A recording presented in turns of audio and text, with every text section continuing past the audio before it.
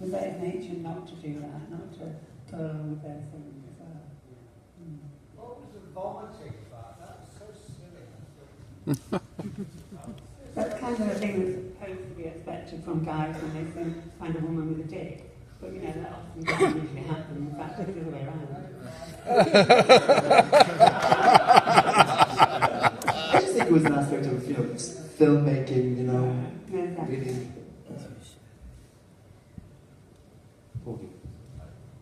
I just wanted to mention about, because Fergus mentioned a little bit about when he was a kid. Do you remember that bit when he mentioned about when he was a child and then he wouldn't go into it? So maybe he actually did have feelings of being gay or being attracted to same sex or whatever. But I remember him saying that and then not talking about it anymore. And I just thought that that could have been something in his childhood. Maybe he had doubts about his own sexuality but didn't want to elaborate at the time. And then later on he could have, he got into it quite easily, didn't he, in the end, really? So it's just another film. One of the things I loved about the so-called twist is that it comes smack in the middle of the movie instead of at the end, like, that's it. Oh my God, she has a penis.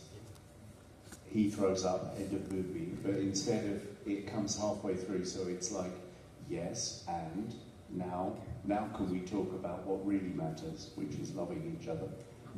Yeah, it gives characters kind of a chance to develop, and you realise that Fergus's affections for Dill were not just out of guilt, and that he continues to show affection and kiss her in a way that makes you feel that his feelings were genuine.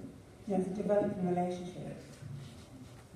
I felt one of the things that really hit me this time watching was from the perspective of race, and that there were two queer characters in Jodie and Dal, both people of color, and I had saw it in '92 in Bermuda, in predominantly black community, and the film was really received well, and hadn't even thought of it here.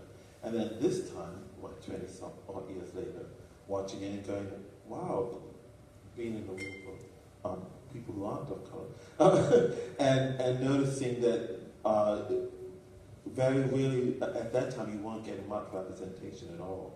That previous to that was Paris is Burning, and I can't even tell you when the next film was that had these sort of prominent queer characters of color in the film. Yeah. Can I just say something? What kind of connects with me is the relationship and the guy in being growing up, as someone mentioned over there, is that trans women of colour, especially in parts of the States and South America, are people that are murdered the most for being trans, really. And we have, every year, we have a Trans Day of Remembrance. And again, the names are read out, and we show the photos where we have them. And again, predominantly it's trans women of colour that are murdered for many different reasons. And some guys are attracted to trans women and then they want to kill what they're attracted to because they don't want to deal with any kind of guilt that they might have. That's not the only reason trans women of colour or trans women are murdered throughout the world. I just need to say that. Thank you. Any more for any more? Yes, here it comes. Has anyone ever seen the alternative ending to this film? No. Must be the only one. Do spoil it, film's over. Well, you see, in this, you have him being arrested, obviously, for the murder of her. There's an alternative ending which they filmed and was never released because they thought it was too long, it waffled on, and so they cut it. And basically, it has him going up onto the rooftop after getting rid of Dill, saying to basically blow, and then it has them both meeting up in the West End, and it's snowing, and she's walking along, and he goes, "What took you so long?" And he's just walking behind her, and that's how it ends in this other version of the film. But they said they cut it due to sort of it running over time. But I actually prefer that ending to the one that's in the film. It's on the DVD. I think what's to remember about this film is that it's a total love story. That's really what it is. It's an unlikely love story, and to touch on the politics, in 1991 or 92, could people really root for a love story with an IRA volunteer, or especially over here? Like it's kind of, when you watch it and you think of the political climate and think, how did people really respond to that? Of course, it was a much bigger hit in the States, though, wasn't it? Yeah, I mean, that's the received wisdom on the film. The reason why it bombed over here, because it was a complex, sympathetic portrayal of the IRA, which we didn't handle. And of course, of a different kind of love as well. Like a complex portrayal of what love can be. I don't think a British audience in 1992, the mainstream audience, would have got past the first scene, because it shows the story is told from the Irish perspective, and that just wasn't really allowed at that time. So, but our loss. Yeah, right. I can hear that. 40, say it again. It was definitely happening because I was there. Yeah. In the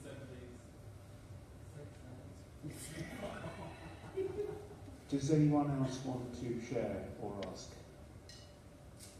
Don't be shy. Don't be shy. We're lots of things, Sean, but we ain't shy. No, come on, we're not shy. Whatever happened to Jane Davidson, Sean? Well, if you Google J. Davidson 2015, you'll see. Yeah, no, it's completely different, aren't they? But the thing is, people think that Jay was trans and she's not. He's not. And as you say from the photo that you see today, very muscly and big and Tattoos. Sorry? Tattoos. Lots of tattoos. Yeah, exactly. Tattoos. And there are issues about should trans people play trans characters, and that's very much around in a discussion in communities today. There's, what's that guy's name that's just taken me part of Lineal? Yeah. Yes, that's right. So there's been discussions again that should trans people play trans characters, because there's a real lack of trans people. There are lots of trans actors, but they don't get to play trans parts as well. Did you, Michelle, feel, or any of the other trans people who are here tonight, feel that the portrayal was respectful, accurate, complex? How did you feel? Did you see yourself, or did you see an actor ripping you off? I didn't feel ripped off, but I just thought it was a part, really. But I think it'd be really interesting to hear from other people. Yeah. I liked that it wasn't focused on it. I liked that it wasn't focused on it. It was more on the love story and not the fact that she was trans. You know, as a trans woman, it was nice to see that it wasn't focused on that. Yeah, I'm coming round.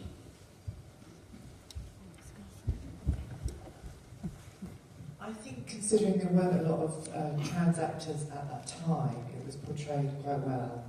It was quite sympathetic and it was well done. So, yeah. If you kind of look at the history of the making of this film, it was very difficult to cast the character of Dill because they needed somebody completely unknown who could also play the part. And in all the accounts that I've read, J. Davidson was kind of almost tricked into auditioning, and that he took the part because he was cajoled into doing it. And I was thinking on a kind of a different aspect. In kind of the past few weeks, in the whole, people don't see that Russell Tovey said recently about being an effeminate man or something, and how he's glad it never happened to him or something. I was kind of just thinking, even though J. Davidson is trans, wasn't it great that a gay man who presents in this incredibly individual way? When you see J. Davidson at the Oscars, in which she was nominated for Best Supporting Actor, lost to Gene Hackman, shouldn't have happened. And it's just amazing because he's so totally out of place, because he's just doing whatever he wants in his own way, in his own style. And I kind of we don't have enough of that as well, really. Thank you. Hi everyone. Came from a country that transsexual or gay are being persecuted. To see this film today is such an overwhelming experience. As I see Del, she really portrays the element of what a transsexual should be treated as, and what they just want to be treated like a normal person. And about Fergus, one thing that I like about his character, regardless of what his sexuality is, he could be straight, he could be bi, he could be gay. The value from the character shows the level of empathy in accepting Del as what she is at the end of the day. Although he's been saying that, oh, don't call me love, don't call me dear, you're not a woman or whatever, but deep inside, he knows that he has to accept her as what she is. So acceptance and humanity and empathy is what I can see, and what I can see from the film itself. Yeah. Thank you very much. Thank you. It's nearly 10 o'clock, so I'm going to wrap us up there. It falls to me to do the thank yous and a few announcements. So I want to thank very much Michelle and Sean.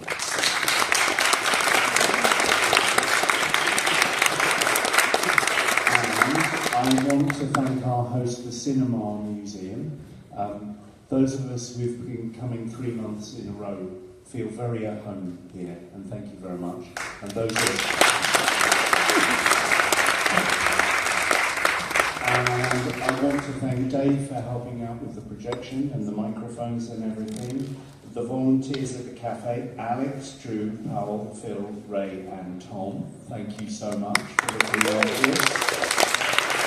And all the various organisations who helped to publicise and endorse and spread the word about tonight. And that's BFI Flair, 50 16th Street, QX Magazine, Gaze the Word, Hooray, Act Up, Gay Mates and Positively UK. And I want to thank the fabulous VITO Steering Committee, which is Ben, James, Martin, Sean and Sylvie, for keeping us on track. I want to remind you all of two things. One, that you don't have to pay to get in, but if you would like to pay to get out, in the form of a contribution, especially if you are a waged person, that would be entirely delightful and really help to keep things going. And then I'd like to tell you that next month's movie is Paris is Burning. So hooray, and start spreading the word. And just to wrap up, I would like to ask the very lovely and talented Ben, who helped set the whole thing up, to say a few words. And good night from me. Thank you all for coming. For those of you who were here the first time, you'll remember that Neil sort of christened this a safe space, a safe place for us. And I just want to add on something about sponsorship, is that anybody can be a sponsor. The only thing you have to do to be a sponsor is that you have to promote the film. You know, we're happy to put up announcements from the community. You know, the whole idea is about building community again. So if you have something coming up that is in any way community-based, get us an announcement on a PowerPoint, and we'll be happy to put it up. And if you have film ideas, the idea for showing Paris is Burning, because somebody came up to me and just said, Paris is Burning, and I said, okay, well, you're going to do it. And he said, okay. So film ideas, please pass them on. We're keeping a list. People are telling us things, and we'll figure it out. Okay, thank you very much, and please spread the word for Paris is Burning.